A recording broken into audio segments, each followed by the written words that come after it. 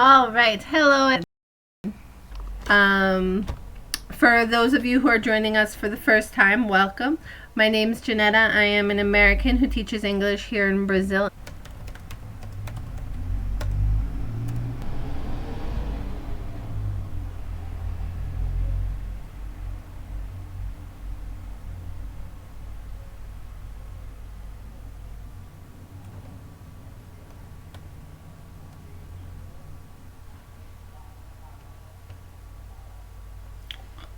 All right, guys, I think we're back now. Let's try again.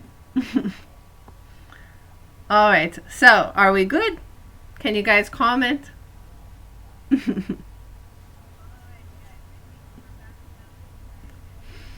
right, so let's try this again from the top. So welcome everybody. Nice to see you guys again. Josie, Gustavo, Lara, Allison, Tatiani, Gabriel. Seeing some regulars here, so welcome all. Tonight's topic, we're going to be talking about prepositional phrases. Okay, so prepositions are always something. Hello, Natalia. Prepositions are always something that brings a lot of complications and difficulties to English learners. Why? Because the majority of prepositions don't have a rule or a reason as to why we have to use them in a phrase. So it's difficult to know exactly which ones to use and when. Some of them, like in, at, on, are easier because we can have rules. For example, we use them to talk about specific times or specific movements, to talk about places. But other ones are more complex because we don't really have a reason as to why. So today we're going to be talking about prepositional phrases. So how exactly we can use some common prepositional phrases. And what the meanings are when they are used in a sentence. So let's look here. Let's first review what exactly is a prepositional phrase. So a prepositional phrase is a group of words consisting of a preposition, its object, and any words that modify that object. It consists of one preposition and the object that it governs. The object can be a noun, a gerund, so verb with ing, that acts like a noun, or a clause.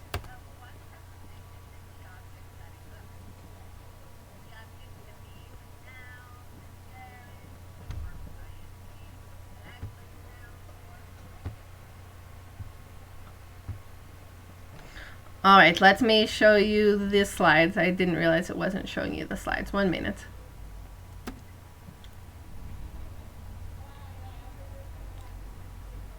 Okay. All right, so let's look here. There are 3 different types of prepositional phrases. So we have adjectival phrases, adverbial phrases, as well as phrases that function as nouns. So let's review exactly what are these 3 kinds of phrases and how are they different. So the first one is an adjectival phrase. So, when a prepositional phrase acts upon a noun, it is behaving adjectively because adjects modify nouns. For example, I can say, the cat in the middle is the cutest. So here my prepositional phrase, or my adjectival phrase in this case, would be in the middle. Because here it's giving additional information about the noun, which is the cat.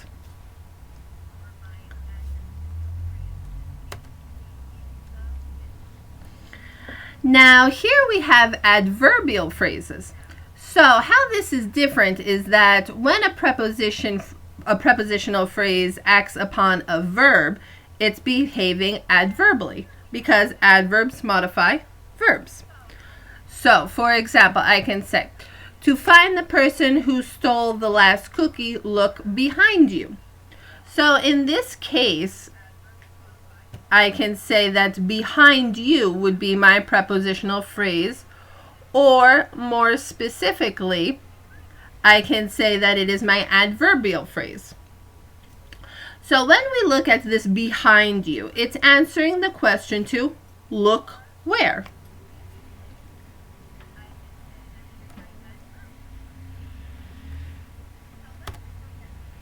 The next one are phrases that function as nouns.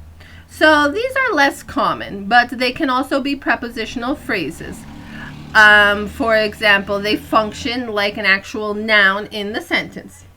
So here we can say, after the game will be too late for us to go to dinner. So here we have the prepositional phrase after the game. And this is actually talking about the game, so that is why it's functioning as our noun.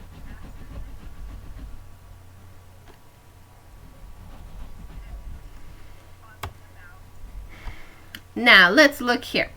So here we have a list of common prepositions that begin prepositional phrases. So all of these can be prepositions on their own by themselves, or they are the most common prepositions that we can use to begin the actual prepositional phrase. So for example, we have to, about, before, by, during, from, over, with, of, at, after, behind, for, in, under. So we can use all of these as prepositions, so either by themselves, or they can be used in conjunction with an actual phrase. So followed by a verb or a noun.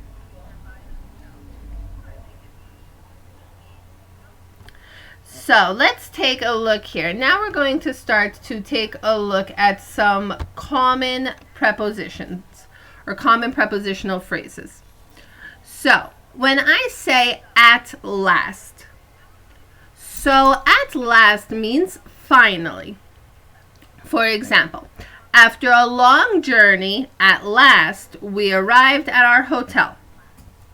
Or I can say, for example, at last, I thought you'd never get here.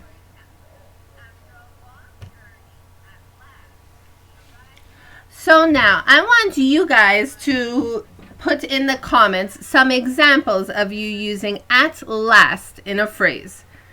And remember that at last means finally.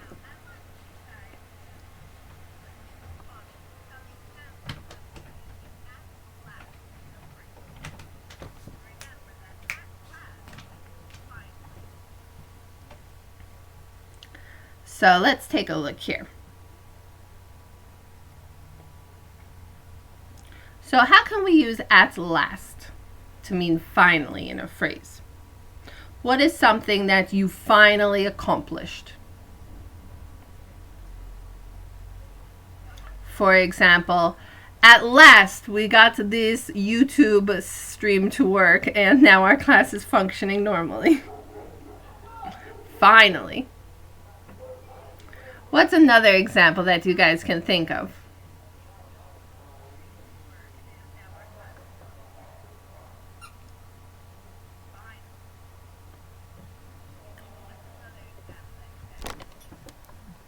Any ideas?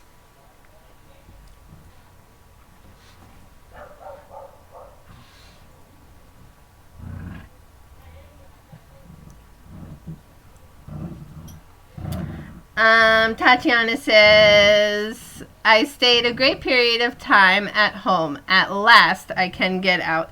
Yes, very good example. Great example. So, at last, finally, you'll be able to get out of the house a little bit, get back to your normal routine, get out of quarantine, hopefully.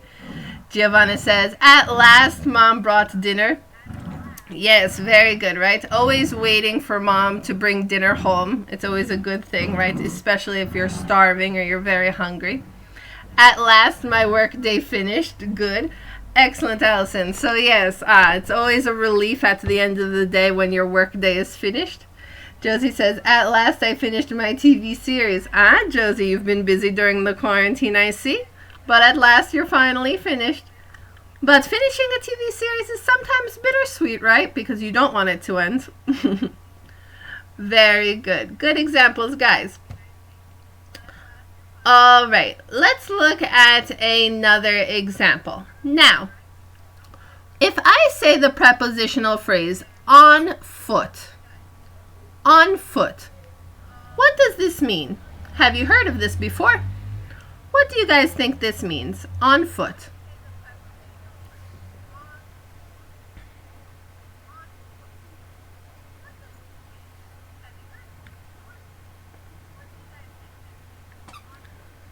For example, my car broke down, so I had to go to the bakery on foot. Walking, very good. Excellent. Good job, Isabella. Yes. So, on foot means walking.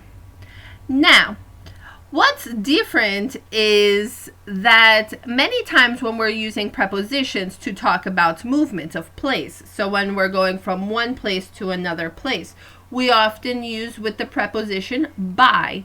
For example, I traveled by plane from São Paulo to Belo Horizonte.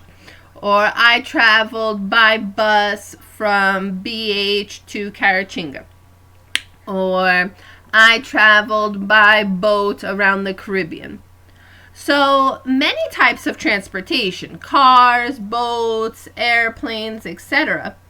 We always use by and then the form of transportation. For example, by car, by boat, by bus, by airplane.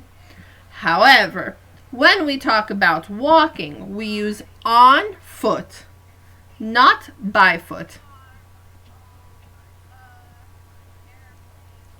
All right, so for example, I can say, I usually go to work on foot, meaning that I usually walk to work. Or we can say, for example, we can ask a question. Did you come by car or on foot? So just remember, when we're using foot to refer to talking, we have to say on foot, not by foot, as we do with a lot of the other modes of transportation. Hello, Danielle. Hello, Gabrielle. So, what are some things that you guys do on foot? Do you often travel on foot? Or do you usually travel by car, by bus? Let's see, can you make a phrase using on foot?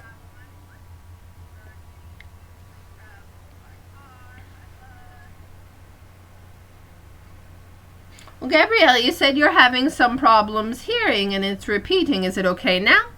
I know in the beginning of the live session we had some technical difficulties.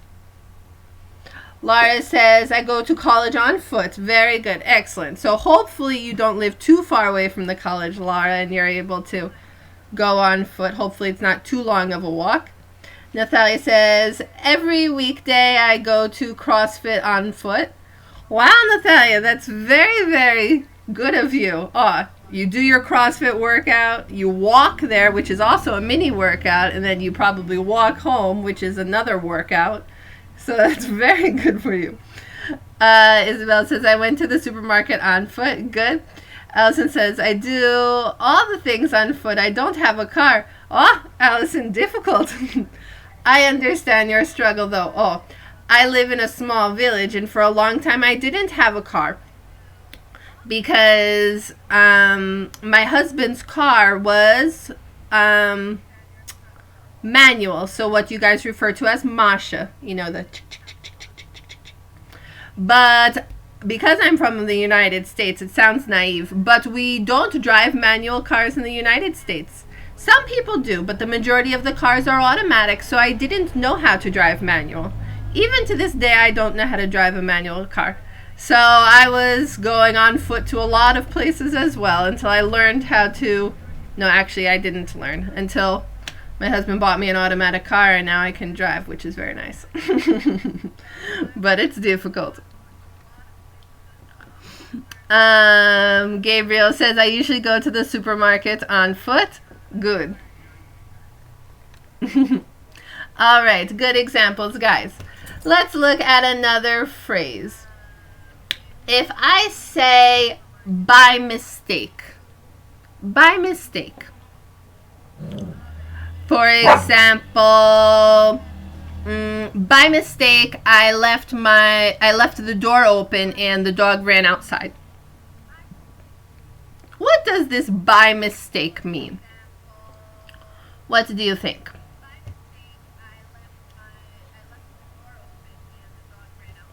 Do you think it's something that you intended to happen, that you meant to happen, or that you didn't mean to happen?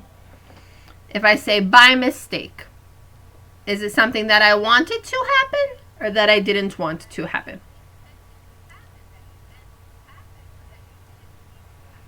What do you guys think?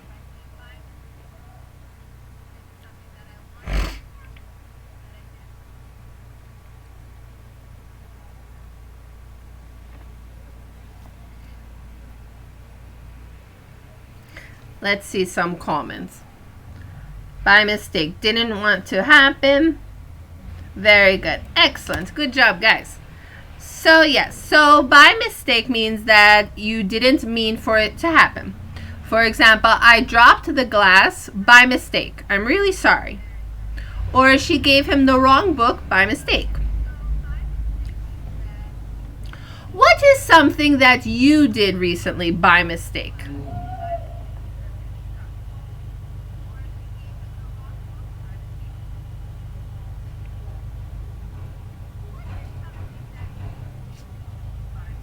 For example, earlier today I was in the store and I was sending a message in English. I was typing on WhatsApp to some people at the school and I was sending a message in English.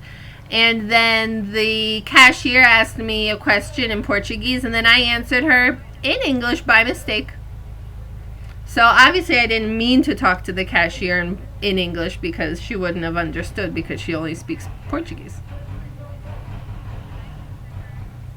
What is something you recently did by mistake that you didn't mean to happen?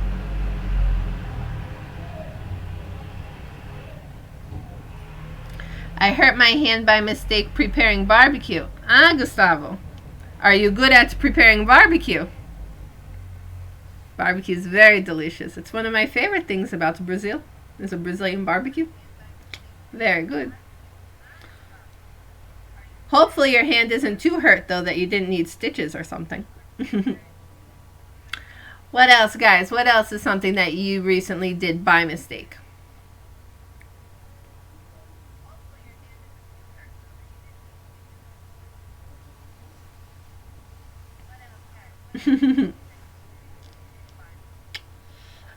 I called by mistake. Good, excellent, right? Sometimes you dial the wrong number by mistake, or you're trying to send somebody a message, but it turns into a video chat or a phone call. So these can all happen by mistake. Good.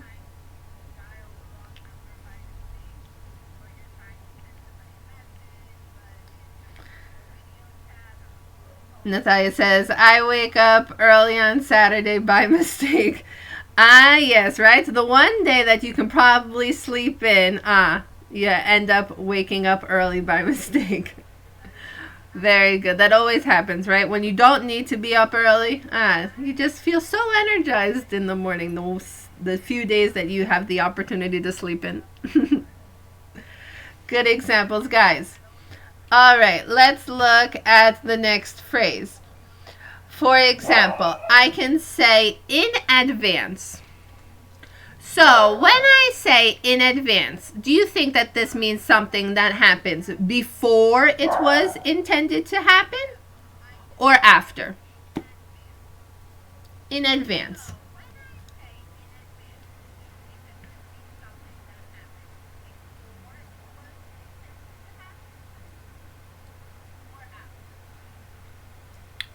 Danielle says we listen to huge different things about COVID by mistake.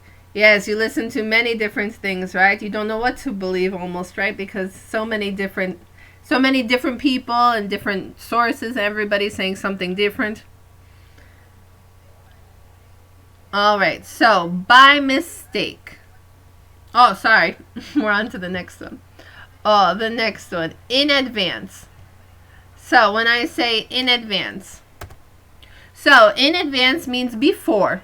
Good. So, for example, in advance means something that happened before it was supposed to. For example, we need to book the tickets for the cinema in advance. So we need to book the tickets for the cinema before, or we won't get a good seat. I can say she always buys her food for Christmas well in advance. So, for example, when you have to go Christmas shopping, a lot of times you can get some good deals. I know a lot of people shop in advance in the United States because of the Black Friday deals are especially lucrative during the time because you get a lot of good discounts. So what are some things that you guys do in advance to prepare for something?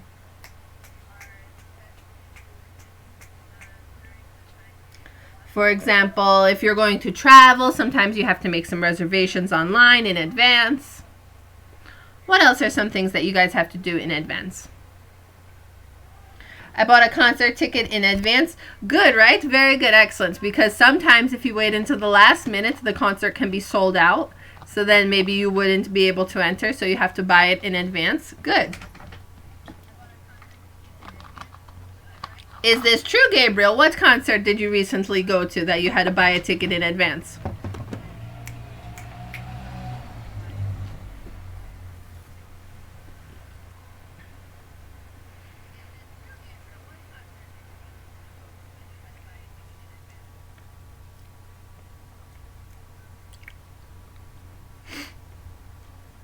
I do my homework in advance. Very good, Tatiani. Excellent student.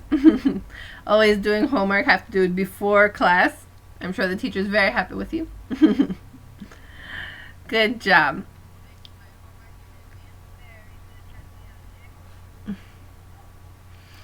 Just an example, Gabriel. Well, hopefully you can go to a concert someday soon. Let's see. Danielle says we have to study a lot in English in advance to say and prove with our proficient.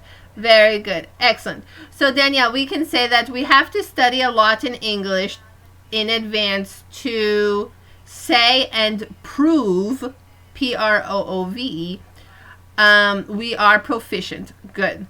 So we say prove instead of proof. Laura says, book the tickets mean buying the tickets. Yes, exactly. So when we say book, we can use book to refer to, the actual book.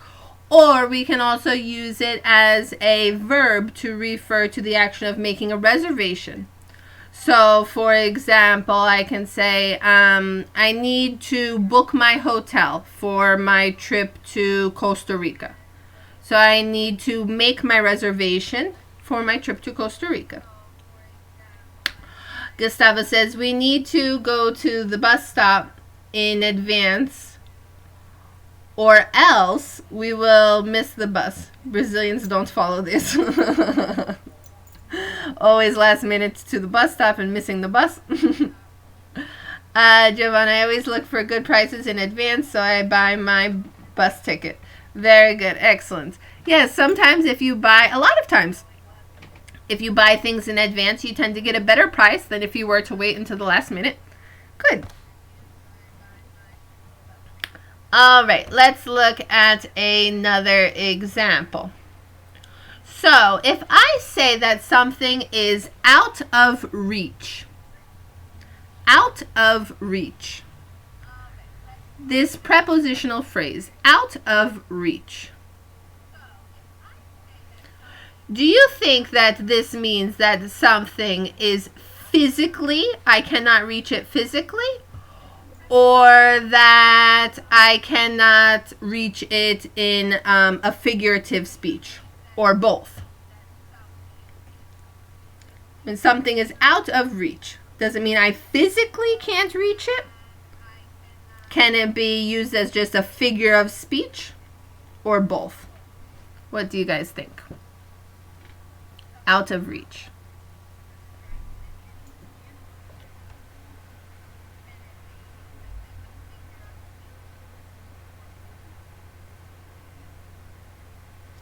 Something unfeasible.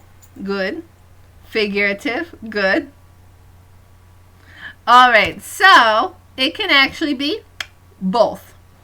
So out of reach means that it's too high to touch. So it can be either the literal meaning or it can be metaphorical, a figure of speech. All right, so for example, she tried She tried to grab the kite as it flew away, but it was already out of reach. So, for example, she was running in the park with her kite, and it got disconnected from the rope. So it started to fly away. But it was already out of reach. She couldn't physically reach it. Okay? So in this first example, we're referring to a literal example. But for the second example, I can say the job is out of reach. I don't have the right qualifications for it. So, for example, if the job requires me to have a master's degree in education, but I only went to high school, this job is out of reach because I don't have the actual qualifications. So it doesn't mean that it's literally I can't reach this job. It's more of a figure of speech to say that it's too far advanced, too high for me to achieve.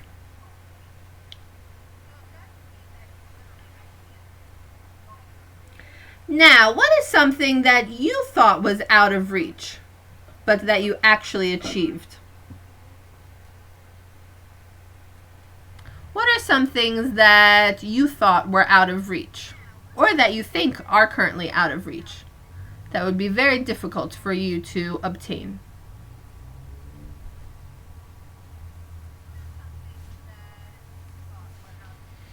For example, for a person to say that they can be fluent in English by only studying for 2 months, I think is out of reach.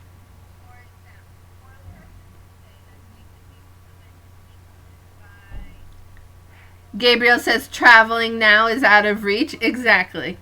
Good. So we can't obtain this right now because it's not possible to travel because of the virus and a lot of the quarantines, the closures, things like this. Good example.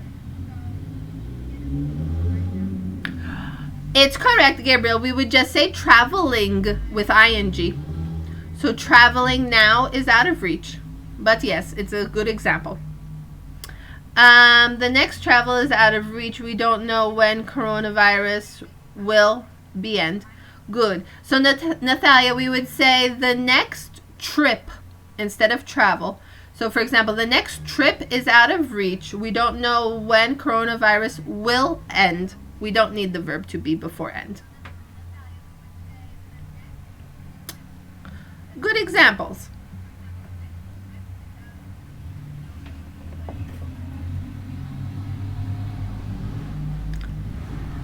All right, let's see. Isabella says, I graduate this year is out of reach. So we would say graduating this year is out of reach.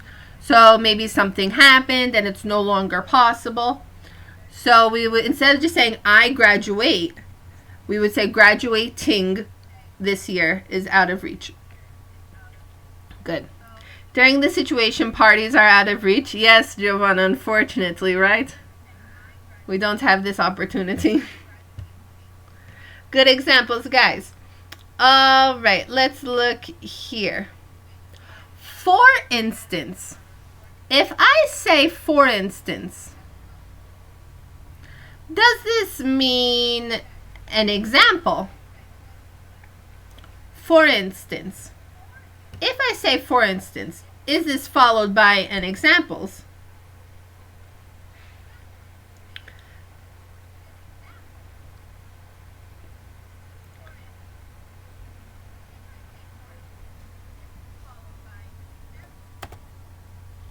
So, for instance, we use followed by an example. Or to really say, here is an example. But in less words, we can say, for instance. For example, John reads a lot. For instance, yesterday he read 2 books. So, John reads a lot. An example of this is, yesterday he read 2 books. Or we can say, you should eat more vegetables. Why don't you have a salad for lunch, for instance? So we can use for instance at the beginning of the phrase followed by the example, or we can use it at the end of the phrase with the example before.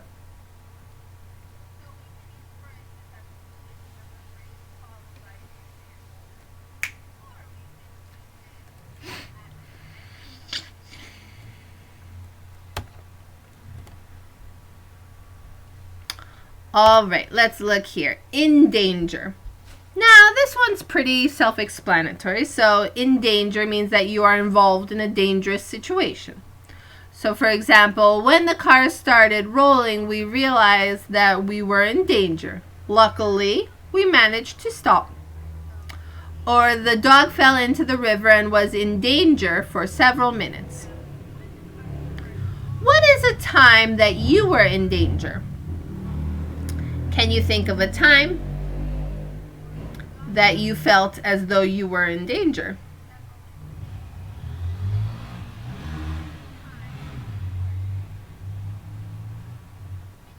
For example, I was in danger when I was walking alone at nighttime in the city.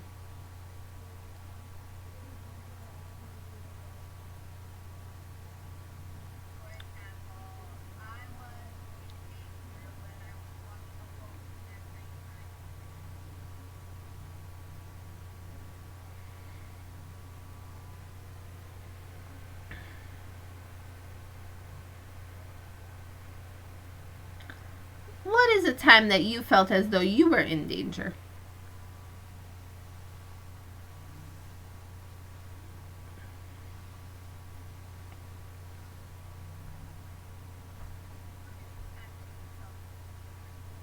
Any ideas?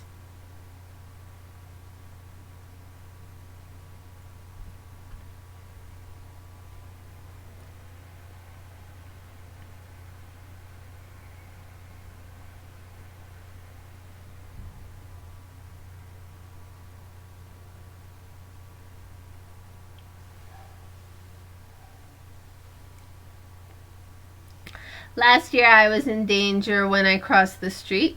Good, excellent example, Lara. Tatiana, I was in danger when I operated on for appendicitis.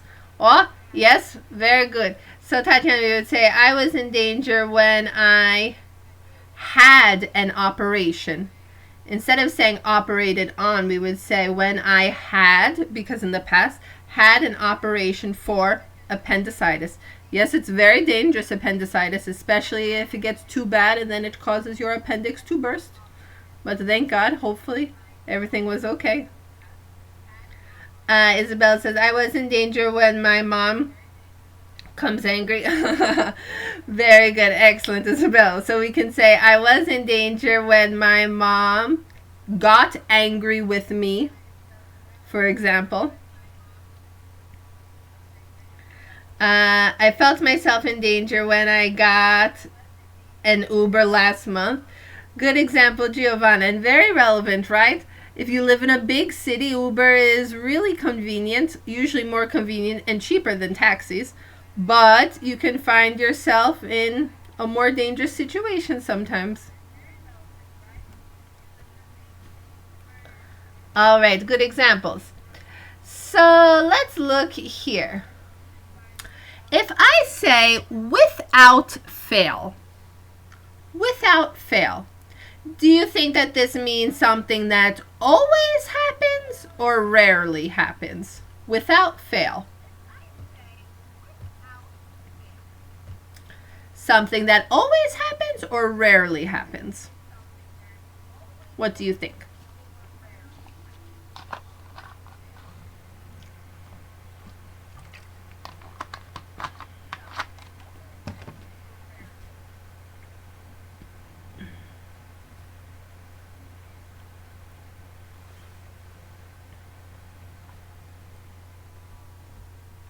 So Isabella says rarely.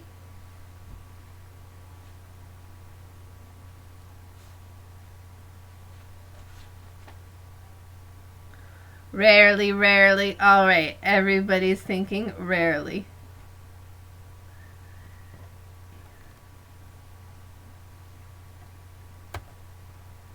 So, without fail means always or definitely. So, for example, She visits her mother every week without fail. So she always visits her mother every week. Or I can say, for example, that I study for 20 minutes a day without fail. So I always study 20 minutes a day.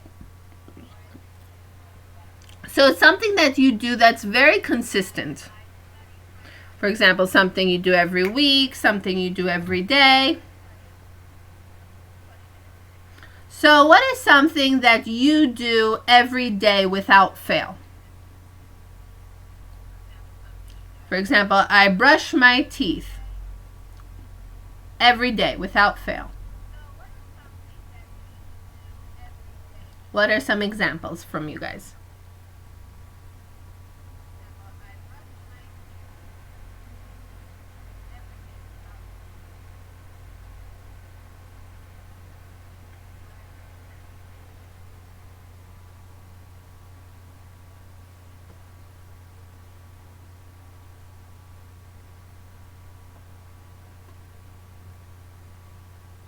Let's see some examples here.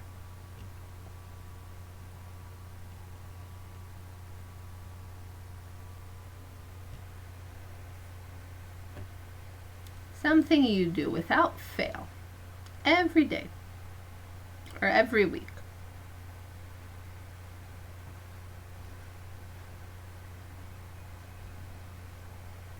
I realize skincare every day without fail. Isabel, I don't understand what you mean by realize. For example, I can say I take care of my skin every day without fail, or I use skincare products every day without fail. Lara says, I wash my face every morning without fail. Good, excellent. A good way to start your day too, right, Lara? You can wake up a little bit, feel refreshed, ready to begin your day. Giovanna, I drink 2 liters of water every day without fail. Oh, Giovanna, I'm very impressed. I can never drink that much water. I feel like I'm floating or I'm swimming or something. But I definitely need to drink more water. But you're very healthy. Natalia says, every day I eat fruits without fail. Good, excellent. We have a lot of healthy people in this class. Very good. All right, let's look at another one. By chance. So, by chance, we can say it means without planning. So, when something happens by chance, it was something that we didn't plan to happen. For example, I saw Julie at the station by chance. Oh, I'm surprised. Wow, I didn't realize that she was going to be there. So, it happened by chance. Or I can also say, for example, she found the perfect book by chance in a secondhand bookshop. All right, so she didn't think that she would encounter it there. She wasn't planning to find it there, but she found the perfect book. On purpose.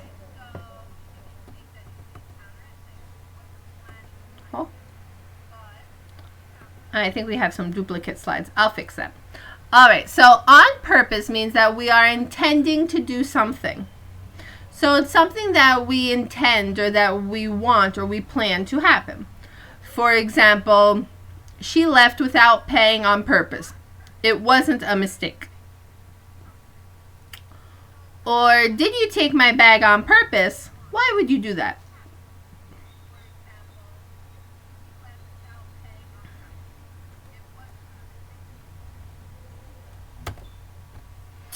Another example we can say is, for example, for a change. So to do something different. Let's have Italian food for a change. We always eat British food. Or I can say, I don't want to go to the cinema again. I want to go to the park for a change. What is something that you want to do for a change? What is something different that you want to do? Leave a comment.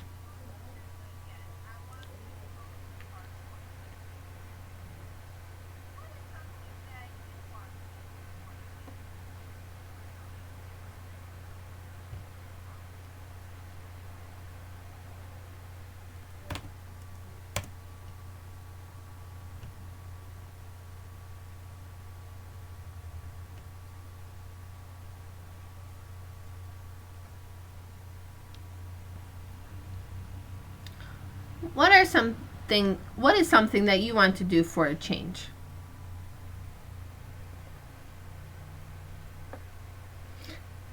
I want to stay at home for a change. All right, good. Josie's working hard during this quarantine. She isn't able to stay home like the majority of us. So this is something that she wants to do for a change. Good example.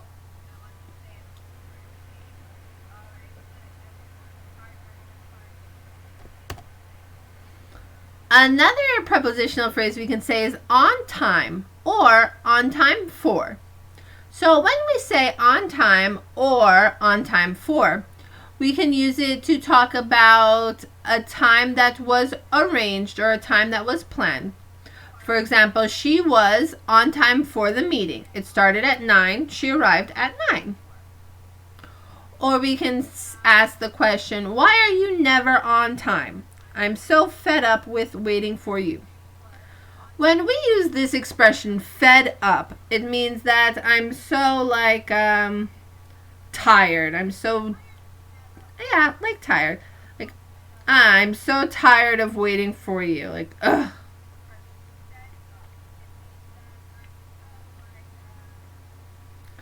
Tatiana says she started doing intermittent fasting for a change. Good example. Excellent.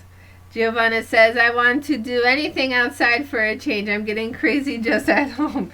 Yes. Good examples, guys. All right, let's look at another phrase. A prepositional phrase we can say is to my surprise. So to my surprise means that I was surprised by something that happened.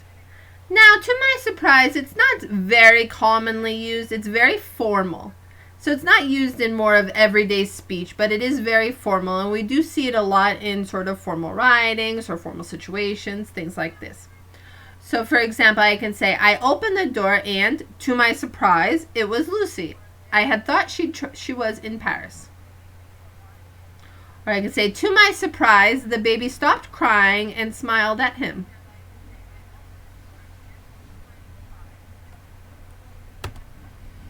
At once. So at once means for something to happen immediately. Again, this is another very formal prepositional phrase. So you must do it at once. You must do it right now, immediately.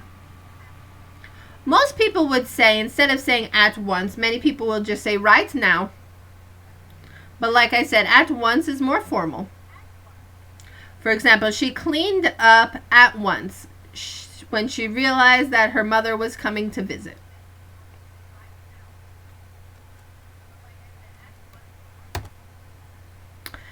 In common or in common with.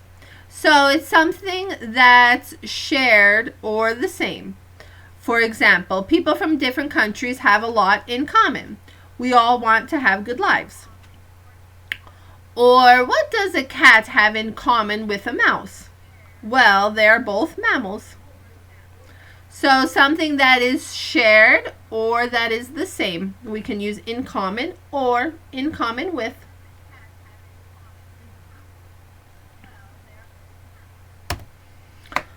All right, guys, and that's the end. So thank you all so much for participating.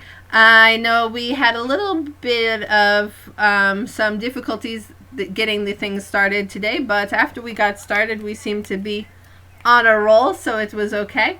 If you have any questions regarding prepositions or prepositional phrases, feel free to send me a message in our Telegram group. I'm going to send you some homework today after our class so that you can continue to practice some of these prepositional phrases and how to use them correctly in the sentences. Also, I know that during quarantine, it can be very easy to sort of just kick back and relax, especially doing these online webinars. But I really want to thank you all for taking the time out of your busy schedules to join us during these webinars. I think it's really important and great that you are so dedicated to enhancing your level of English. We want to mind you that we send all of these PowerPoint slides for you in Telegram after the class so that you can review them for future reference. But during the classes, it's also important to really remain active, to participate in the conversation, to take notes, sit down at a table, put yourself in a quiet environment, maybe not to just look on your cell phone and watch me, but really act as though you're in a class, and to do the homework afterwards. Although the homework's not required, it will help. Any extra connections that you can make with English will continue to develop and enhance your skills. So if you're not a part of our Telegram group yet, we just sent the link for you in the chat, so you can click on the link and join our Telegram group. And tonight we're going to have another live session on Instagram, so feel free to join us at Seed Idiomas tonight. And I will see you all again on Thursday. I hope you all enjoyed tonight's class, and if you have any questions, feel free to contact me on Telegram. See you guys. Bye-bye. Have a good night.